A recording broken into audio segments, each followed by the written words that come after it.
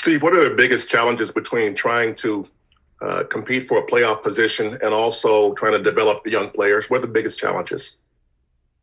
I think just, when you're developing young players, you have to live with mistakes because there's going to be, bumps in the road for all young guys. And you have to figure out the balance between, how many mistakes can you let a guy play through before you take them out. And you're trying to keep guys, confidence, let them play through a few mistakes. But when you're trying to win the game too, it's you got to figure out when to make a substitution. And so that, those things are different from one game to the next based on matchups, based on momentum. It's just a feel thing.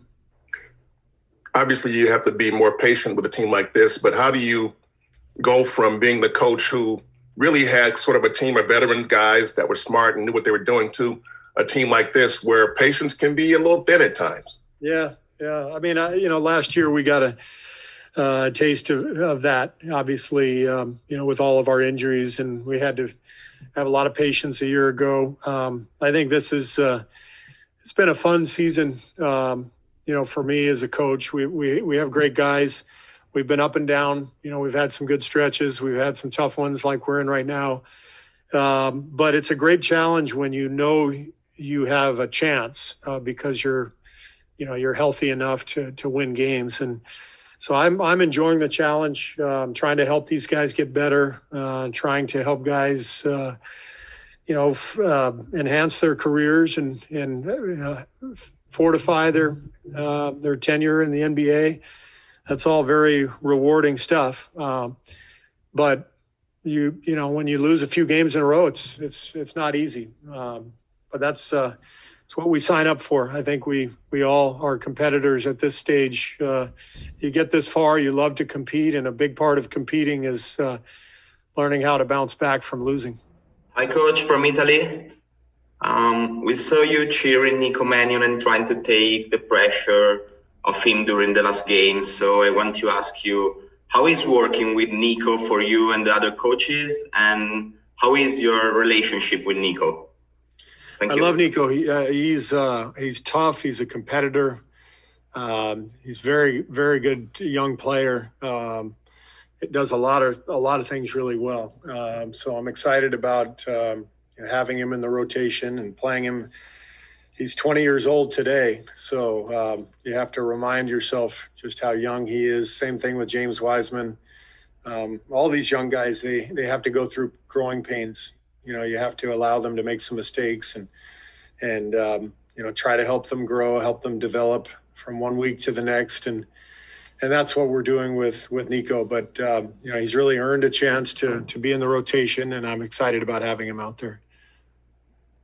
Thank you. Yeah. What does Jordan Poole provide to you guys?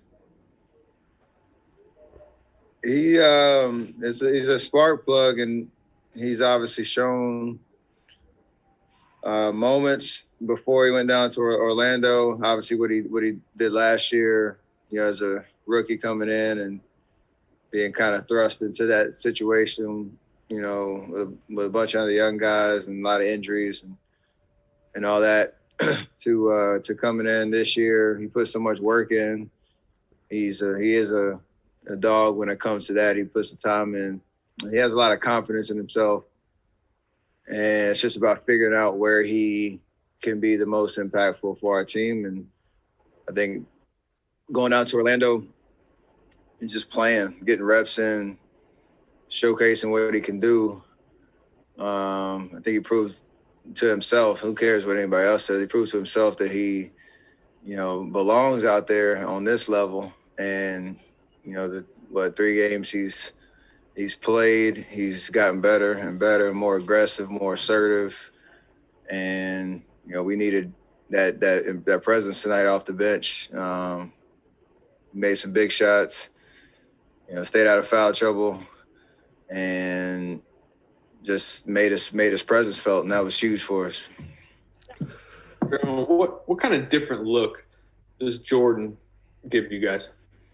When he's playing aggressive like he did tonight, like he's been, another scorer, another playmaker, another shooter. He can score at every level, and he has a great feel for the game. And he was good for us tonight. Seems like, obviously offense is what he does, but it seems like from his rookie year, he seems to be a little bit more alert defensively. He is. You got to give him a lot of credit. He's in his gym every day with Luke, CD and those guys getting his work in. He went down there to the G League and Chris Williams held him accountable. I think he took a few steps forward, not just offensively, but overall as a player down there under Chris Williams' tutelage. And, it's showing, as, he's come back up here, and I think it's been, 3 or 4 games now. It's showing in his play. So got to give that kid a lot of credit. I'm not sure if anyone on our team is in the gym more than him. And, it feels good, when you see guys like that get rewarded.